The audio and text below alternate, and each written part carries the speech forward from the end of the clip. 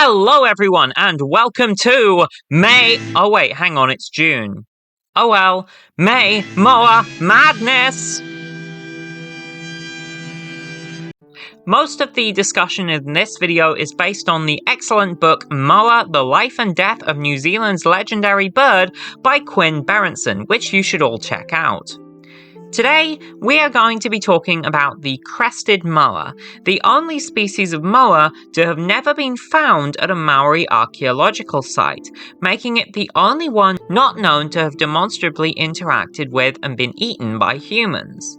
The Crested Moa was distinct from all other moa species in that the top of its skull was dotted with deep pits, interpreted to be the attachment points for a display crest of long feathers, which may have been brightly coloured, and could well have been used in courtship or territorial display.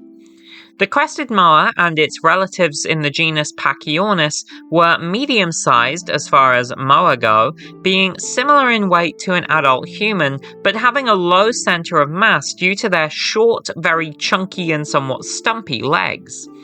While their height would have been variable depending on how high they were raising their heads, they were usually shorter than the average person, and birds could reach up to 1.5 meters long stretched out.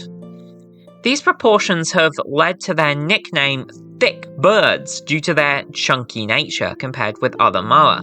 Indeed, the Crested Moa's scientific name, Pachyornis australis, literally means the thick bird from the southern lands.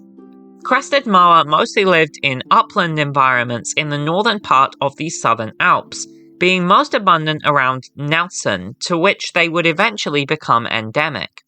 Their habitat included subalpine grasslands and cold valleys around the edges of the mountain range. However, New Zealand Birds Online note that their bones have also been found in coastal environments, even as far south as Southland. Crested Moa is thought to have evolved as a result of being geographically isolated from other moa species due to the rising of the Southern Alps. Crested Moa is also notable for having large olfactory chambers, indicating that it probably had a very good sense of smell. Like other moa, it was presumably a herbivorous browser of shrubs, though given its preferred habitats, it also likely grazed more than other species. It was long thought that the Crested Moa went extinct before all of the other known moa species, with its oldest known dated remains being some 10,000 years old, meaning that it died out before the arrival of humans to Aotearoa, New Zealand. However, in 2012, paleontologists Nick Rawlins and Alan Cooper formally described much younger Crested Moa remains from the Bulmer Cave system of Mount Owen. The Bulmer Cave specimen was dated to have died sometime between the years 1396 and 1442, approximately only 200 years before Abel Tasman's expedition. This makes the crested species likely the last moa species to go extinct after the arrival of humans. Berentson notes that the cause of the Crested Moa's extinction is much more mysterious than other moa species, which seem to have been hunted to extinction by Maori, due to its relative lack of human interaction. It seems likely that the Crested Moa survived for longer than other moa species due to its final population's isolation in the rugged peaks around Mount Owen, which has been described as a lost world, preserving the last remaining Crested Moa potentially for centuries after their relatives died out. We have no archaeological or oral traditional evidence that Maori ever visited and hunted in these areas, and it's therefore plausible that the extinction of the Crested Moa may have been caused by the introduction of mammals to the mountains. Early Maori settlers brought the kiore, or Polynesian rat, with them as a stowaway on their boats, and these spread throughout the islands of Aotearoa, New Zealand, raiding the nests of many bird species and devastating their numbers. The kiore itself faced a subsequent devastating blow to its own population when black and brown rats were introduced following European colonization, with these two species now being abundant throughout the country. In addition to these rats, early whalers would often stop around New Zealand and brought with them dogs and pigs, which quickly became feral around Mount Owen, with prospecting miners in the 1860s noting that the Mount Owen area was effectively overrun with them at the time.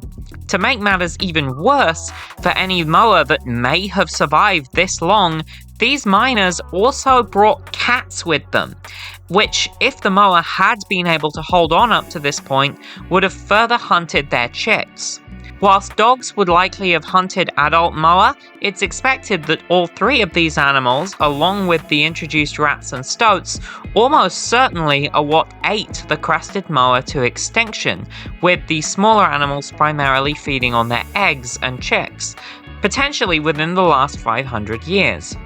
Despite the lack of evidence that the crested moa ever interacted with humans, there is some reason to think that they may have, since Matauranga Maori, or Maori oral tradition, speaks of chiefs wearing spectacularly long head and tail feathers of a particular kind of moa. And now on to our weekly Rockman segment.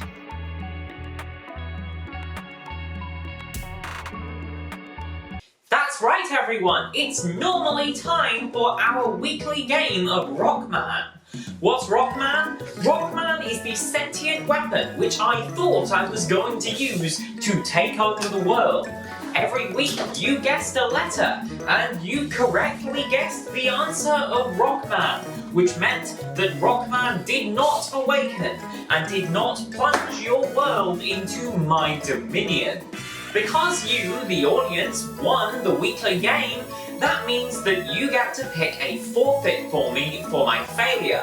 Nominees for the forfeit included me having to do a video showing my paleo art process, me having to write a short poem with 2 stanzas about the moa, which must rhyme and have meter, taking a camera on a hike and talking about all of the plants I find, going on a quest to Fiordland to find the Fiordland moose, and presenting an entire video in a maid outfit. What is wrong with you people? Only that one even feels like a forfeit. But the forfeit which won with the most votes was me doing a video showing how I do a paleo art drawing. So I guess that's going to be what I work on next. Slight problem. That being, you may have noticed that I'm not doing as much paleo art in my videos lately, and that is literally because my touchscreen is broken. Like, I need to either get it fixed, or get a new laptop, or get a drawing tablet. Whichever one it is, it's going to be money I don't have right now, or I could do a regular pen and paper drawing. I am so out of practice at that, but let me know what you think. In any case, I will be sure to do some kind of walk or hike in the next sort of weekend and talk about the plants that I find when we do it. So if you are interested in seeing that, stay on board. In the next video, due to how much all of the past videos have done terribly in terms of views, I'm going to be debunking some pseudoscience, after which we will finish May Moa Madness sometime in June. Thank you very much for watching. Huge shout out goes to my wonderful 4-round tier patrons, Geneva and Aries, as well as my amazing Dilophosaurus tier patron Hours, and our excellent Radiolarian tier patrons, Rowan Utting, Glenn Collins, Jean and Eric Feenstra. Thank you so much, your support means a whole lot to me. And now, on to a silly debunk.